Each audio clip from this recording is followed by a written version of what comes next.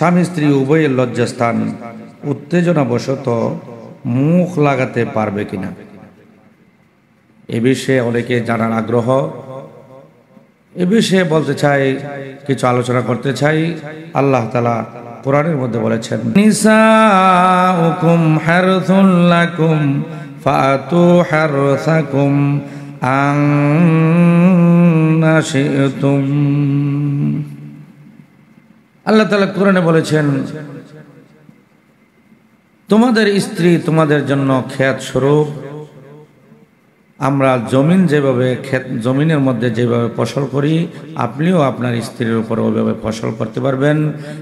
যখন ক্ষেত বলা হয়েছে, এখানে একেবারেই ক্ষেতের মাধ্যমে একেবারে আপনার সাথে রিলেশন গভীর করে দিয়েছে। স্ত্রীর সাথে আপনার কোনো পর্দা নাই। যেহেতু আপনি স্ত্রীর সাথে পর্দা নাই, যা ইচ্ছা তাই করতে পারেন। স্ত্রীর সাথে যেইভাবে ইচ্ছা সেইভাবেই সহবাস করতে পারবেন, যেইভাবে মনে চাই।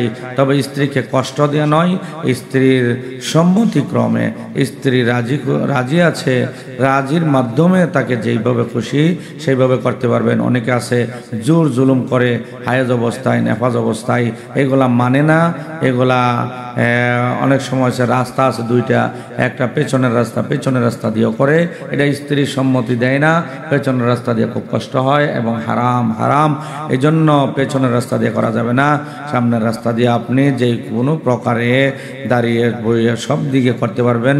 তবে স্ত্রীর সম্মতিক্রমে এর মধ্যে উত্তেজনাবশত মনের মধ্যে আসতে পারে যে আমরা এই কাজটুকু করি, একজন আরেকজনের লজ্জাস্থান চষে নেই। তবে এটা নিন্দনীয় কাজ।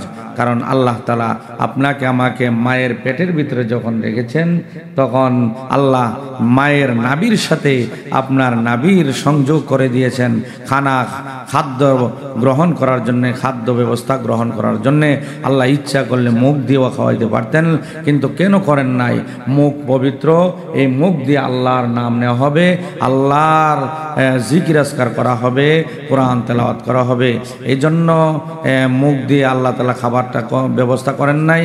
কারণ মুখ নাপাক হয়ে যাবে, খাবারটা নাপাক, তো লজ্জাস্থান এ দিয়েও নাপাক জিনিস আসে, নাপাক জিনিস মুখে যাবে। এই জন্যে মুখ দিয়া করাটা নিন্দনীয়। তবে মাকরুহ বলা হয়েছে, তবে না করাটাই উত্তম। তবে করলে কোনো গুনাহ হবে না, তবে না করাটা উত্তম। এটা নিন্দনীয় কাজ। আমরা এ থেকে বিরত থাকার চেষ্টা করব এবং এ থেকে আমরা বাঁচার চেষ্টা করব।